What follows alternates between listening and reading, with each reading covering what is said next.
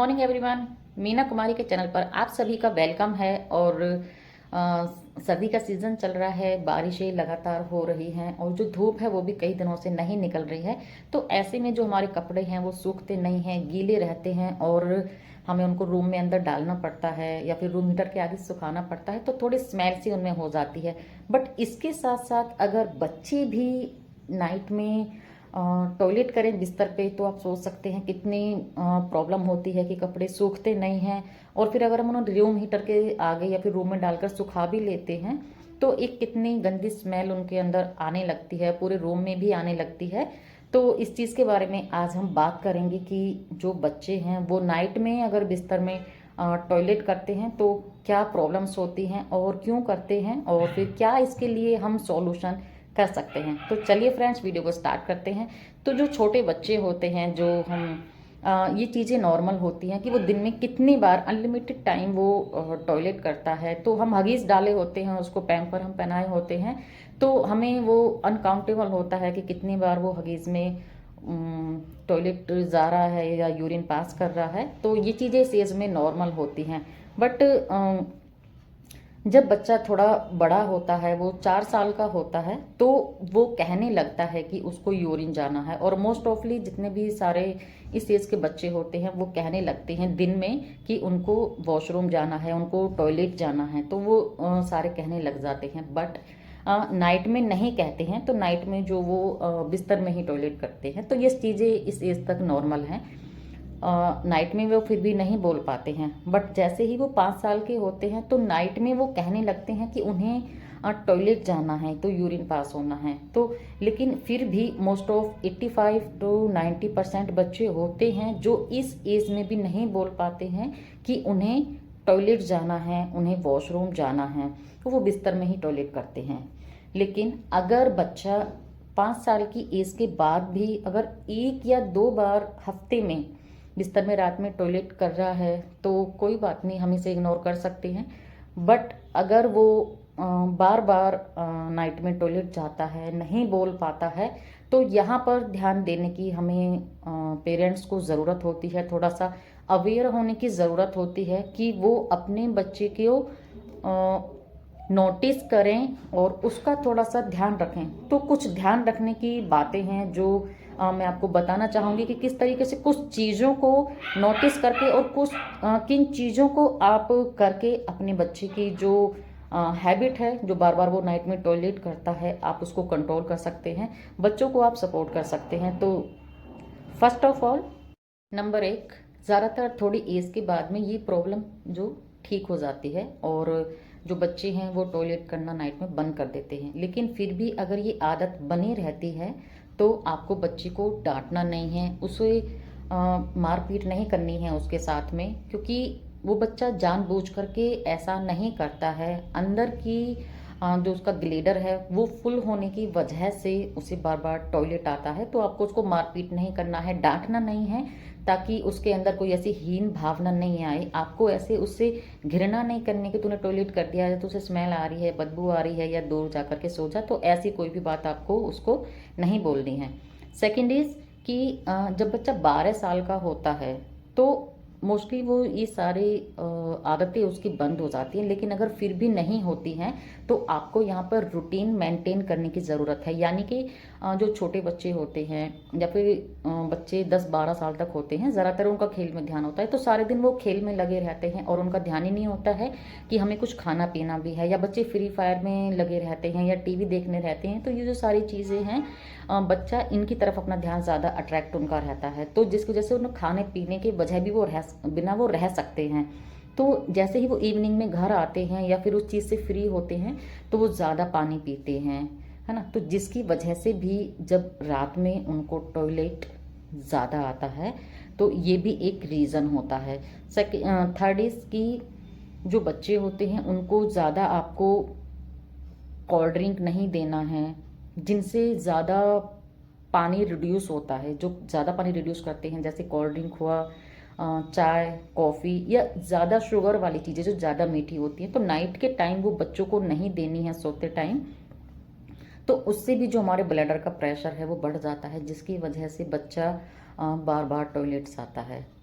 Fourth is कि जब बच्चा जस्ट सोने के लिए जा रहा है तो आपको बच्चे को टॉयलेट करा के सुलाना है, और उसके बाद आधे घंटे बाद या 20 मिनट बाद फिर से तुरंत उसे टॉयलेट के लिए बोलना है, उसको टॉयलेट करा के तब सुलाना होता है। ऐसा करने से क्या होगा कि कई बार बच्चा होता है जो जल्दबाजी में वो पूरा ब्लैडर खाली नहीं करता है, और जब आपको उसको दोबारा से कराते हैं तो जो ब्लैडर है वो पूरा खाली हो जाता है, तो जिसकी वजह से वो रात में बार बार से टॉयलेट नहीं जाएगा।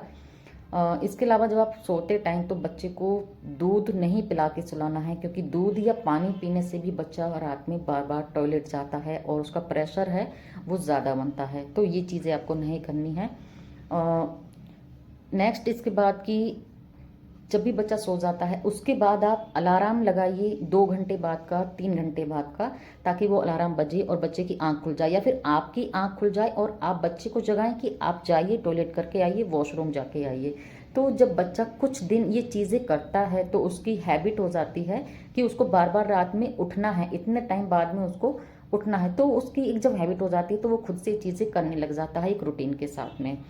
नेक्स्ट कि आप जैसे सर्दियों का सीज़न है या फिर बच्चा बार बार टॉयलेट कर रहा है तो आप बेड शीट का यूज़ कर सकते हैं। बहुत सारी ऐसी आती हैं, आप बेड के नीचे पॉलीथीन जो पन्नियाँ होती हैं, ऐसी पन्नी आती है मार्केट से, जो मोटी वाली पन्नी जो नीचे हम बेड शीट के बिछा सकते हैं, या वाटर प्रूफ बेड शीट भी आती हैं, तो आप वो यूज़ कर सकते हैं, जिससे जो पानी है जो टॉयलेट है वो बेड के अंदर नहीं जाएगा, बेड खराब नहीं होगा आपका गद्दा। और जो आप जब आप ये सारी चीज़ें कर रहे होते हैं, जब आप बेड शीट आप डाल रहे हो या फिर आप उसके नीचे कुछ एक्स्ट्रा कपड़े बिछा रहे हैं, तो उस चीज़ में बच्चे को इन्वॉल्व रखें, ताकि बच्चा इस चीज़ को देखे और उससे गाइडेंस सीखे, और उसके अंदर जो एक क्या बोलते हैं, सिंसियरिटी आए, और थोड़ा सा वो चीज़ों को सीखने की कोशिश करे कि मुझे ये सब नहीं करना है, मेरे लिए कितनी एक्स्ट्रा चीज़ें करनी पड़ती हैं पेरेंट्स को। तो वो थोड़ा सा चीज़ों को नोटिस करता है, गेन करता है बच्चा, क्योंकि 12-13 साल का हो जाता है तो चीज़ों को समझता है, तो वो खुद से कोशिश करता है इस चीज़ में अपने आप को इम्प्रूवमेंट करने के लिए। तो वो भी हमें बच्चे के साथ में करना चाहिए, उसको बहुत प्यार से हमें मेंटेन करना चाहिए। खुद का भी हमें रूटीन चेंज करना होगा कि बार बार उसे हमें रात में उठाना होगा। और हाँ, जब आप ये चीज़ें कर रहे हो तो बच्चे की नींद पूरी तरीके से खुली होनी चाहिए, ताकि उसको याद रहे कि मैं जगा हूँ और मैंने यूरिन पास किया है, मैंने टॉयलेट किया है। क्योंकि कई बार होता है ना, नींद में बच्चे को हम उठा करके बिठा देते हैं, टॉयलेट कर लिया, फिर से हम सुला देते हैं, लेकिन बच्चे को याद ही नहीं होता कि मैंने टॉयलेट किया है उठ करके, तो वो सोचता है कि मैं बिस्तर में ही मैंने किया है रात में। तो आप बच्चे की नींद से जगाइए उसको ताकि पता रहे कि मैंने नाइट में उठ करके टॉयलेट किया है, तो इससे उसके अंदर इम्प्रूवमेंट आती है। नेक्स्ट इज कि आप बच्चे को कई बार हम होता है ना कि बड़े बच्चे के लिए भी हम हगीज लाने लग जाते हैं, या फिर कोई ऐसा ऊनी मोटा कपड़ा उसे हम पहना देते हैं कि भाई टॉयलेट इसमें से पास नहीं होगा।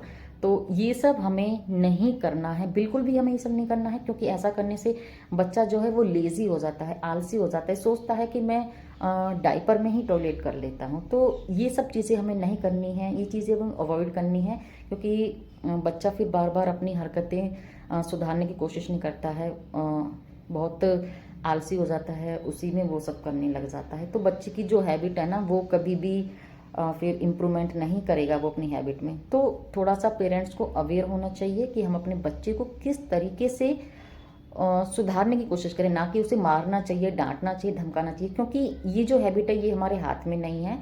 अंदर की जो एक्टिविटी होती हैं ये नेचुरल होती हैं। हाँ, हम इन थोड़ा इम्प्रूवमेंट कर सकते हैं कि रात में हमको दूध नहीं पी के सोना है, चाय हमको नहीं पीनी है नाइट में।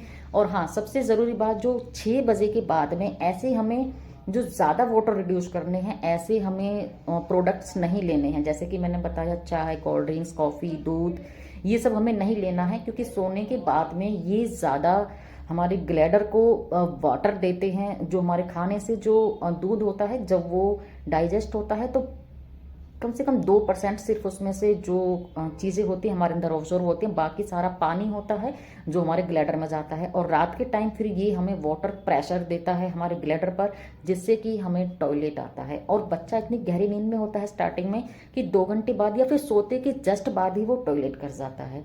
तो ये जो चीज़ें होती हैं, थोड़ा सा पेरेंट्स को बच्चे को सपोर्ट करने की ज़रूरत होती है कि सुलाते टाइम बच्चे को टॉयलेट कराएं, फिर 2 घंटे बाद में जगें अलार्म के टाइम के हिसाब से, और फिर से बच्चे को टॉयलेट भेजें। तो धीरे धीरे बच्चा इन सब चीज़ों में इम्प्रूवमेंट करने लगता है, अपने आप से भी उसको फील होने लगता है, क्योंकि बच्चा इस एज तक 12-13 साल की तक बहुत समझदार हो जाता है।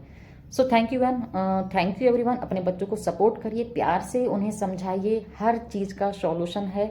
आप करेंगे उन्हें सपोर्ट तो यकीनन बच्चे आपकी अकॉर्डिंग चलेंगे।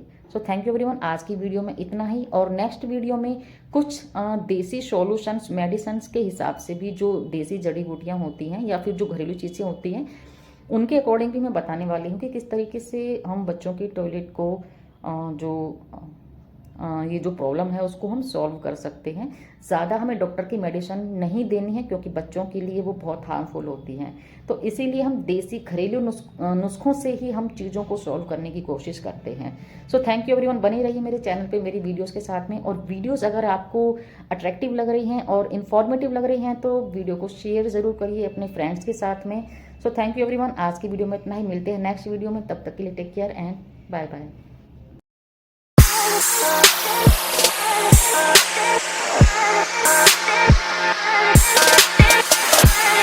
back.